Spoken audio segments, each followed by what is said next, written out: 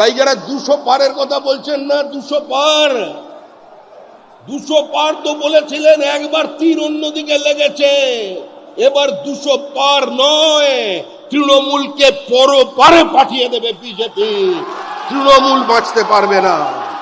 আমাদের কর্মীদের যারা রক্ত নিয়েছে, আমাদের 21 পরে যে অত্যাচার তৃণমূল কংগ্রেস করেছে, যাদের হাতে রক্ত আছে বিজেপির, তারা কেউ পার পাবেন না। সরকারের পরিবর্তন হবে, পাতাল থেকে খুঁজে বের করা হবে। সন্দেশখালীতে আমরা সন্দেশখালীর ভাষায় জবাব দিয়েছিলাম। আনন্দ মালিক খুন হয়েছিল 90-এর দশকে রাজবোলহাটে, আমরা পাল্টা দিয়েছি।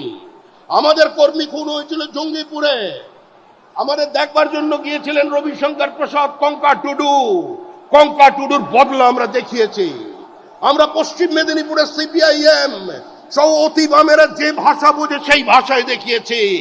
আজকে মনে রাখবেন, অস্ত্র ধরতে বা বিজেপিকে বাধ্য করবেন না।